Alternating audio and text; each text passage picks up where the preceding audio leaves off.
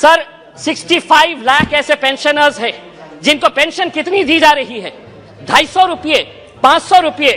Finance minister साहब से मैं इसलिए मुखातिब हो रहा हूं कि ये मेरे शहर से आते हैं। क्या ये सच्चाई नहीं है कि पिछले 7 सालों के अंदर, 7 साल पहले गैस के सिलेंडर का रेट 450 रुपये था, आज आपने उसको 1080 रुपये किए हैं। क्या इस देश के अंदर गरीबों के लिए, मिडिल क्लास के लिए और धन्ना सेठों के लिए अलग अलग कानून है? आरबीआई ये आपको कह रहा है कि हम आपको डिटेल नहीं दे सकते हैं कि कौन बड़े धन्ना सेठों ने पैसा लिया है, ये देश को आप नहीं बताएंगे।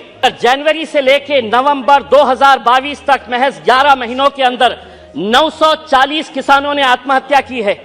मैं देश की बात नहीं कर रहा हूं, मैं सिर्फ मराठवाड़ा, एक जो देश का एक छोटा सा हिस्सा है, कहीं ना कहीं आपकी कुछ नीतियां गलत हो रही है।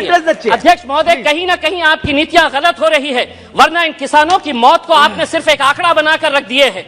रेट्स तो बढ़ा रहे हैं, होम लोन का रेट बढ़ गया, व्हीकल लोन का रेट बढ़ गया, आप एफडी का रेट क्यों नहीं बढ़ा रहे हैं?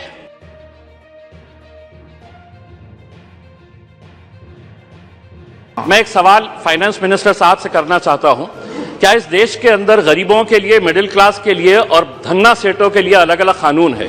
मैं आपको बताना चाहता हूं, अगर इम्तियाज जलील 50 लाख रुपए का अगर लोन लेता है और वो लोन डिफॉल्ट करता है, तो बैंकों को ये इख्तियार है कि मेरा नाम, मेरे गारंटर का नाम, मैं जो प्रॉपर्टी मॉर्गेज कर रहा हूं, उसका एडवर्टाइजमेंट अखबार के जरिए वो देकर मेरी प्रॉपर्टी सीज करते हैं और मुझे बदनाम करते हैं मैं 50 लाख रुपए का लोन लिया हूं। लेकिन अगर किसी ने 5,000 करोड़ रुपए का लोन लिया है, किसी ने 50,000 करोड़ रुपए का लोन लिया है, जिसको आप बड़ी आसानी के साथ हर रोज माफ करते जा रहे हैं, पिछले 4 सालों के अंदर आपने कितना पैसा राइट ऑफ किया है? और ये मैं नहीं बता रहा हूं अध्यक्ष महोदय, ये जवाब कल फाइनेंस मिनिस्टर ने क्वेश्चन आवर के अंदर बताया है। तो सुनिए, उसके अंदर पिछले 4 साल के अंदर कितना पैसा, 8,48,186 करोड़ रुपीस का लोन राइट ऑफ किया गया है।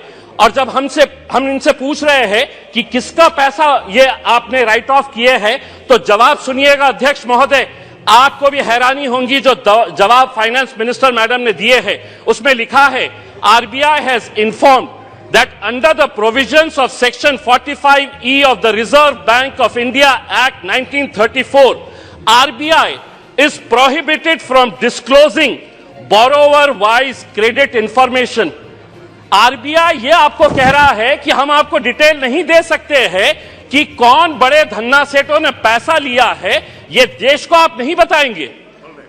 आखिर ये पैसा 8,48,186 करोड़ रुपीस आपने राइट ऑफ किए हैं। इसका जवाब आप दीजिएगा कि मेरे लिए कानून अलग कैसा हो सकता है, और जिन्होंने धन्ना सेठों ने पैसा लेकर कोई लंदन भाग गया है, कोई सिंगापुर भाग गया है, उनका नाम भी आरबीआई नहीं बताएगी हमारे को। दूसरा यह है कि मैं अभी सुन रहा था जगदम्बिका पाल साहब को। पाल साहब सुनिए, आप किसानों के बारे में कह रहे थे, मैं जिस क्षेत्र से आता हूं, देश का एक छोटा सा एक शहर है, उस क्षेत्र के अंदर, महाराष्ट्र के अंदर मराठवाड़ा एक छोटा सा क्षेत्र है, उस क्षेत्र के अंदर जनवरी से लेके नवंबर 2022 तक महज 11 महीनों के अंदर 940 किसानों ने आत्महत्या की है। मैं देश की बात नहीं कर रहा हूं, मैं सिर्फ मराठवाड़ा, एक जो देश का एक छोटा सा हिस्सा है, कहीं ना कहीं आपकी कुछ नीतियां गलत हो रही है। अध्यक्ष महोदय, कहीं ना कहीं आपकी नीतियां गलत हो रही है, वरना इन किसानों की मौत को आपने सिर्फ एक आंकड़ा बनाकर रख दिए हैं। 940 किसान अगर सिर्फ एक क्षेत्र से मर रहे हैं और ये कहते हैं कि नहीं हमने किसानों के लिए इतना किया है, तो क्या वजह है कि आज किसान अपनी जान दे रहा है? आप ये कहते हैं कि प्रधानमंत्री उज्ज्वला गैस स्कीम के अंडर में आपने 10 करोड़ लोगों को दे दिए हैं। आप ये आंकड़ा बताइए, कितने ऐसे गरीब लोग जो पहले हम भी मानते हैं, हम भी खुश हुए थे, हमने भी स्वागत किए थे कि ये लोग जब अलग अलग तरीके से गैस की जगह पहले लकड़ी के ऊपर, कोयले के ऊपर है तो अपना खाना बनाते थे, आपने गैस दिए, लेकिन कितने लोग अब दोबारा रिफिल करने के लिए जाते हैं? क्या यह सच्चाई नहीं है कि पिछले 7 सालों के अंदर, 7 साल पहले गैस के सिलेंडर का रेट 450 रुपये था, आज आपने उसको 1080 रुपये किए हैं, और ये उम्मीद कर रहे हैं कि आप जितना पैसा एडवर्टाइजमेंट के ऊपर लगा रहे हैं कि प्रधानमंत्री उज्ज्वला योजना के ऊपर, वही पैसा अगर आप दे देंगे तो शायद इन गरीबों को फायदा होगा। अनएम्प्लॉयमेंट, आज बेरोजगार, यह आंकड़ा मैं नहीं बता रहा हूं, कोई मनगढ़ंत आंकड़े नहीं बता रहा हूं, centre for monitoring Indian economy, इनके आंकड़े आए हैं। तो सुनिए फाइनेंस मिनिस्टर साहब, अनएम्प्लॉयमेंट रेट इन इंडिया अभी 8% के ऊपर आया है। 3 महीने का सबसे ज्यादा का आंकड़ा जो है वो अभी आया है। अध्यक्ष महोदय, हो सकता है आपके पास भी एक EPS 95 की एक स्कीम है। बुजुर्ग लोग, ऐसे बूढ़े लोग, और मैं फाइनेंस मिनिस्टर साहब को यह बताना चाहता हूं कि इनके पास भी सर 65 लाख ऐसे पेंशनर्स हैं जिनको पेंशन कितनी दी जा रही है, 250 रुपये, 500 रुपये। फाइनेंस मिनिस्टर साहब से मैं इसलिए मुखातिब हो रहा हूं कि ये मेरे शहर से आते हैं। अगर देश के फाइनेंस मिनिस्टर साहब, मैं आपको कहता हूं, लीजिए एक नाम भी नोट करिएगा, सुलोचना गडप्पा, 70 साल की महिला है, औरंगाबाद में रहती है। सुलोचना गडप्पा, फाइनेंस मिनिस्टर साहब नोट करिए, आप औरंगाबाद शहर से ही आते हैं। उसको कितनी पेंशन दी जाती है? 250 रुपये। 70 साल की, कोई बच्चा नहीं है, और 250 रुपये के अंदर वो अपना घर का बसेरा करेगी। मेरा यह कहना है कि पेंशन स्कीम के अंदर आपके पास कितना पैसा है, वो पैसे से EPS 95 के पिछले कई सालों से, और हर MP को इन लोगों ने खून से अपना लेटर लिखकर आपको निवेदन दिया है कि हमारे लिए कुछ तो भी करिएगा करके। आपके पास भी दिए हैं, आपकी भी फोटो छपी थी उसमें। दूसरा यह है कि आप EMI के रेट्स तो बढ़ा रहे हैं, होम लोन का रेट बढ़ गया, व्हीकल लोन का रेट बढ़ गया, आप FD का रेट क्यों नहीं बढ़ा रहे हैं? क्या वजह है कि आप ये रेट्स के अंदर तो बड़ी आसानी के साथ फैसला ले लेते हैं, लेकिन FD का रेट जब बढ़ाने की बात आती है तो आप इसके अंदर कोई फैसला नहीं लेते हैं। आप एजुकेशन के लिए पैसा मांग रहे हैं।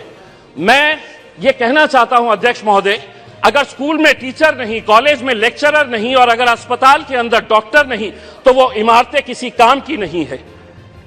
अगर वहां पर अगर आपके पास फैकल्टीज नहीं है, और ये भी मैं मनगढ़ंत नहीं बता रहा हूं, आप ही ने जवाब दिया है, सरकार ने लिखित में जवाब दिया है, यूनिवर्सिटीज के अंदर, सेंट्रल यूनिवर्सिटीज के अंदर प्रोफेसर्स कितनी, अध्यक्ष महोदय, प्रोफेसर्स की कितनी वैकेंसी है? 6180 प्रोफेसर्स की वैकेंसीज है। IITs और IIMs, बहुत सारे बीजेपी के हमारे सदस्यों ने कहा कि देखिए हमारे राज्य के अंदर हम कितने IITs और IIMs बना रहे हैं। इमारत बनाने से तालीम नहीं पहुंचाई जा सकती है, उसके लिए आपको लेक्चरर्स की जरूरत रहेगी। IITs के अंदर 4502 लेक्चरर्स, प्रोफेसर्स की वैकेंसीज है। IIMs के अंदर 493 वैकेंसीज है।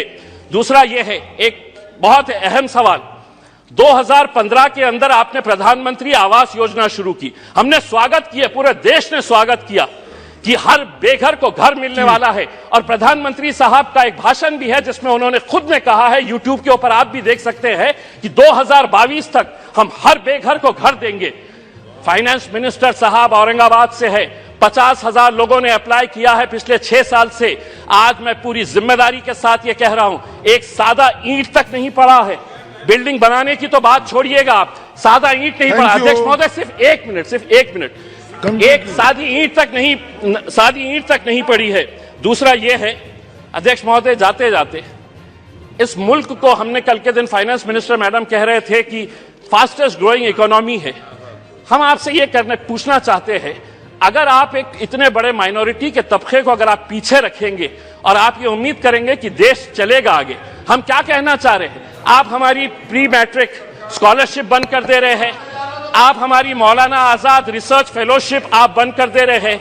आप ये सोच रहे हैं कि अगर माइनॉरिटीज को हम पीछे रखेंगे तो देश आगे बढ़ेगा। देश को हम भी आगे बढ़ाना चाहते हैं। हम चाहते हैं कि आप सभी का साथ और सभी के विकास के बारे में